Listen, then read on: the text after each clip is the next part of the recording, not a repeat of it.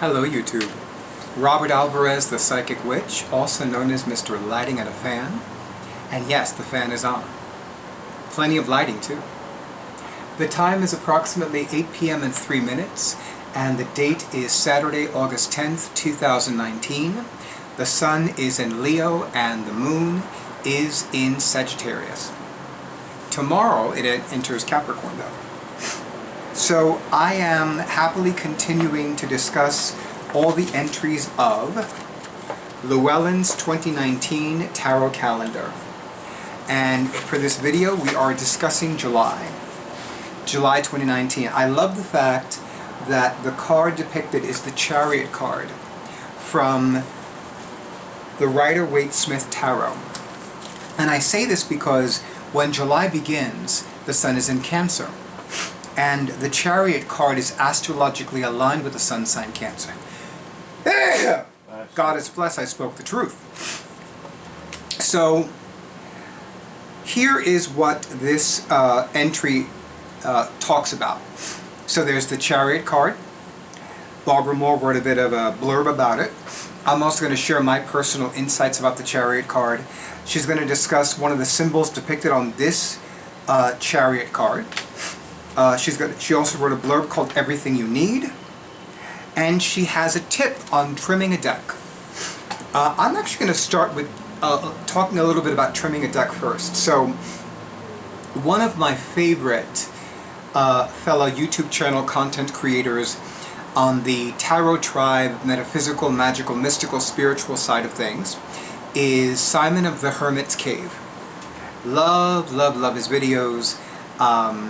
There was a time that I wanted to watch all of his videos, and I just realized it wasn't going to happen. And he has all these wonderful videos. So, but I will say this: if you want somebody who has a lot of videos from which to choose, to the point that you could possibly never get bored, the Hermit's Cave is a great choice. So is Jennifer Ball's Spiritual Garage. So is the Wizard's Tower. So's the Conjurer's Table, and I can go on and on and on and on. But so personally, I mentioned Simon of the Hermit's Cave because he has created some wonderful deck modifications with his own personal tarot and oracle card decks, trimming them and edging them in coordinating colors, and what he does to them is nothing short of artistically brilliant. I love seeing what he does with them, and I look at, one thing that I've always said is that not everybody has every skill. And there are some skills that I probably would have if I spent time and energy developing them, or rather, in my case, if I spent time, energy, and money developing them. But sometimes I find it to be much easier to pay somebody else to do it. And that's my preferred method. I really do prefer giving somebody money in exchange for what they offer. I've talked about in previous videos how every time anybody, and especially a YouTube channel subscriber, or rather a subscriber to my YouTube channel, gives me a gift, I feel like a rock star. And recently, one of my other favorite people on the planet, Holly Troy, who is somebody that I've known for several years, somebody who is a fellow WordPress blogger, and somebody who created this amazing chakra-oriented writing program, which really is for anybody. It's not for people who are professional writers. It's not only for people who are professional writers or who want to be professional writers. It's for anybody who wants to heal. It's for anybody who's fascinated by the chakras. It's for anybody who wants to be more creative, whether it's in an artistic way or in a non-artistic way. But it's called Writing the Energetic Body. And I want to tell you, I loved participating in that online course twice. I really did. I enjoyed it so much. And I mean, I can go on and on about Holly. But let me focus on the video at hand. So we have the Chariot card. We have the symbol on, one of the symbols on this Chariot card, the Chariot card from the Rider-Waite-Smith deck, we have everything you need, and we have Barbara Moore's tip on trimming the deck. So, the Chariot. Trump VII in the numerology of the tarot. The tarot is associated with Cancer, the moon, and intuition. Like the crab who carries his home with him, the charioteer has everything he needs to move forward. The motionless chariot driver waits for inner knowing before he moves ahead. Not unlike the High Priestess card, which is astrologically aligned with the moon, which in Western astrology is a planet. So here's the thing about the Chariot. So I completely agree with everything Barbara Moore wrote about the Chariot card, and I've always looked at the Chariot card intuitively as overcoming great obstacles against all odds. So for me, the Chariot card is definitely a card that indicates that yes, whatever challenges you're facing, whatever hardships you're enduring, you are going to overcome all these obstacles and barriers, no matter what. No matter what, against all odds, you are going to overcome all of this. One of the things that I do not say enough, and which I really need to say more often, is that I absolutely do not look at cards as good or bad. I don't look at lines on a palm as good or bad. I don't look at astrological placements as good or bad. I don't look at oracle cards as good or bad. I don't look at runes as good or bad. I look at all of these cards and runes and sacred symbols as, is this empowering the client or is this disempowering the client? That's all I'm focused on. Because we all know that the sun makes crops grow. We all know the sun makes flowers bloom. We all know that, and maybe I shouldn't say we all know, but I think it's safe to say that a lot of people know this.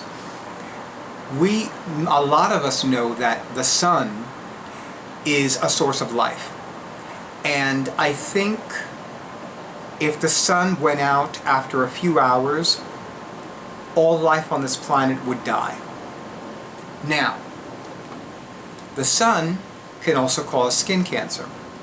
The sun can also cause sunburn. The sun can also lead to things melting that really don't need to be melted. Molten. Right?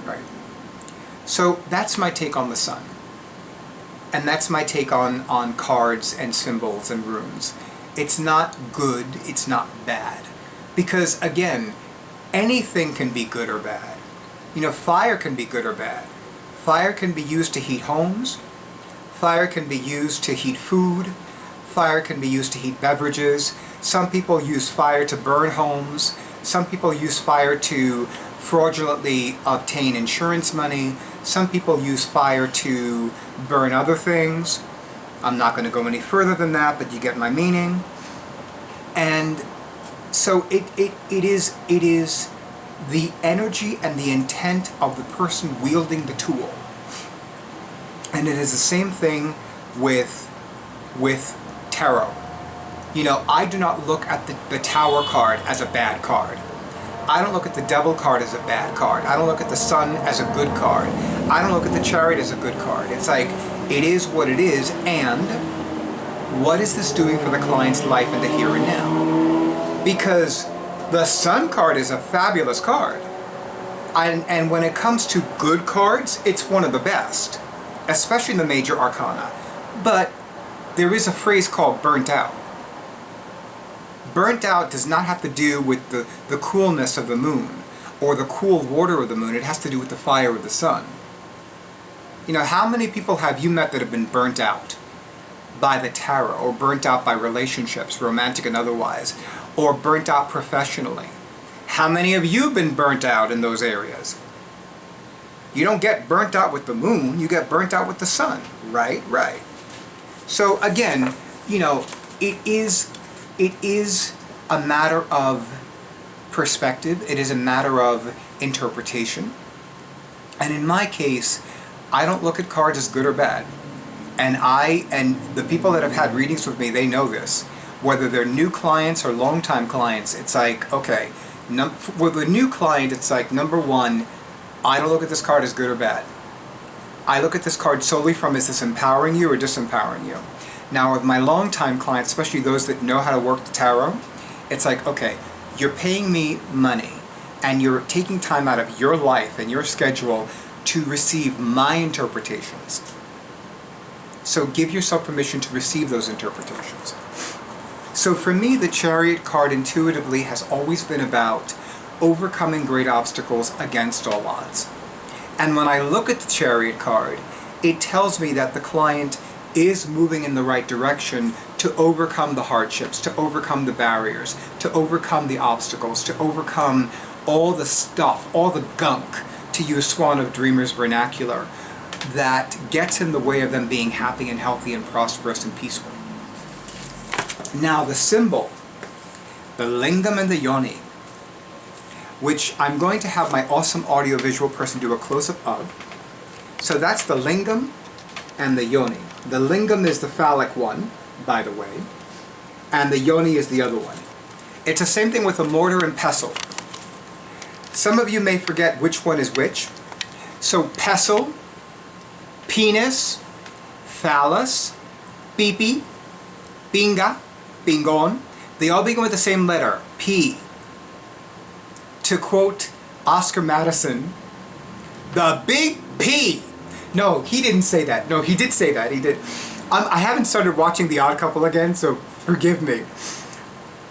But it was part of a commercial radio program.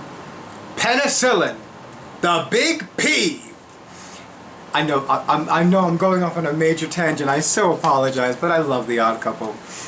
Those two were comedic legends. Tony Randall and Jack Klugman. The lingam and yoni are a strange symbol from Hinduism. The lingam is associated with the male god Shiva, and the yoni with the female goddess Shakti. Together they represent the union of male and female energy. I remember one year when I was participating in the NYC Open Gay Men's Pagan Magic Circle.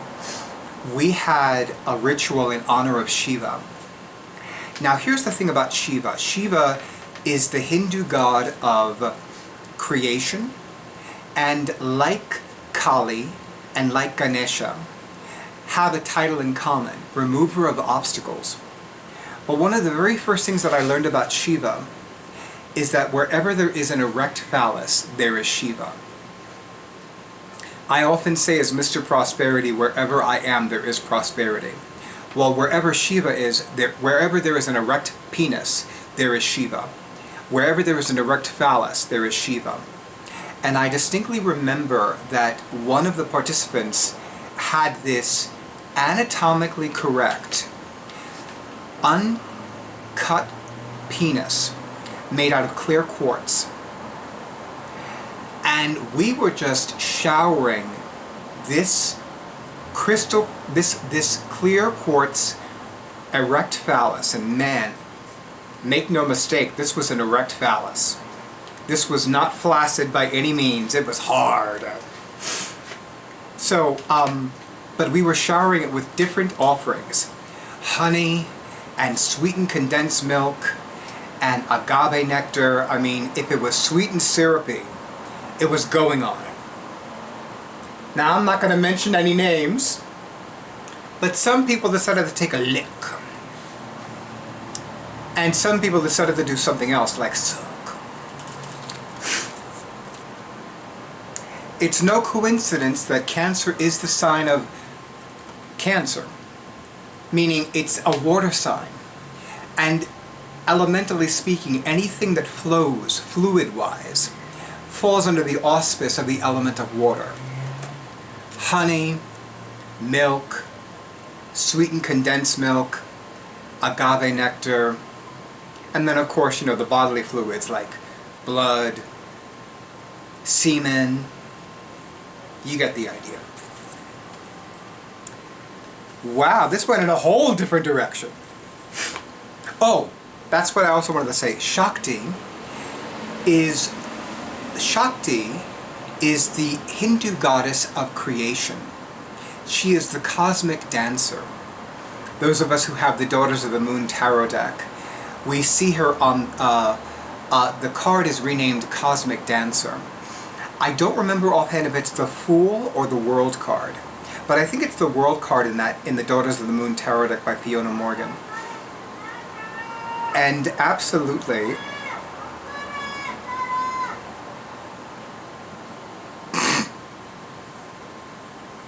living in a city.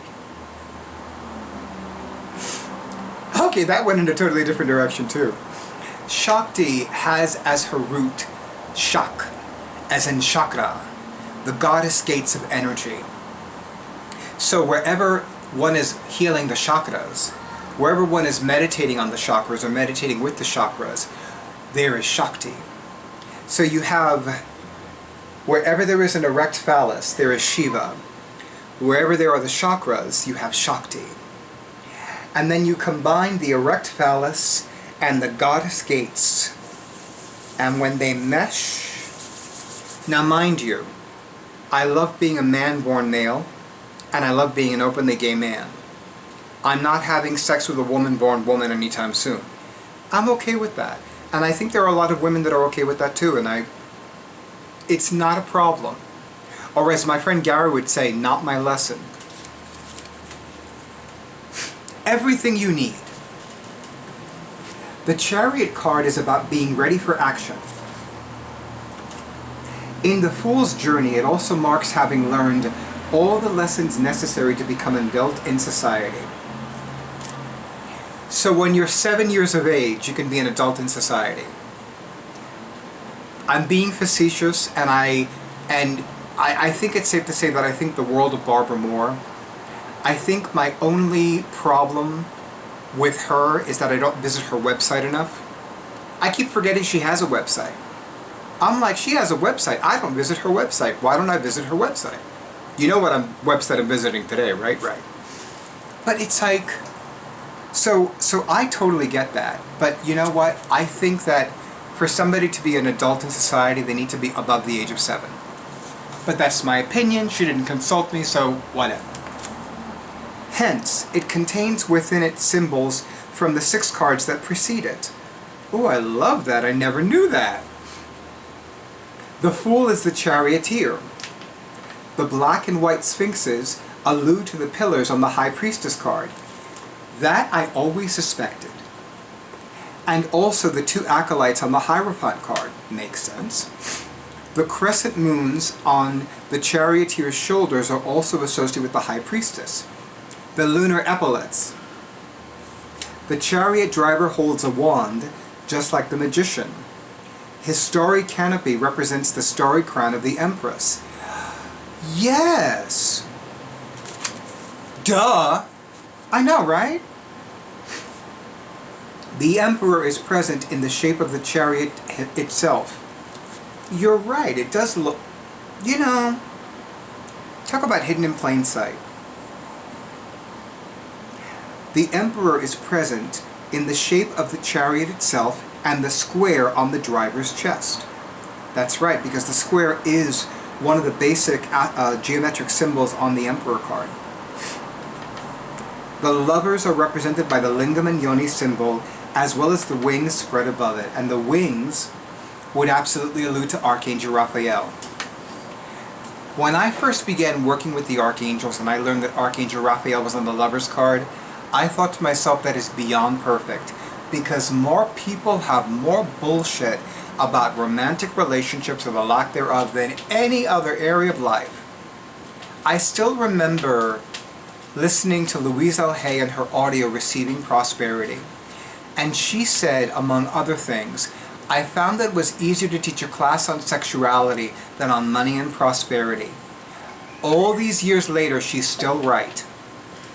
More people have more bullshit about romantic relationships and sex and the lack thereof than money. I think I said that incorrectly, but you get what I mean. Tip: trimming a deck. Decks are often printed with borders, which some people find distracting. Personally, I do not.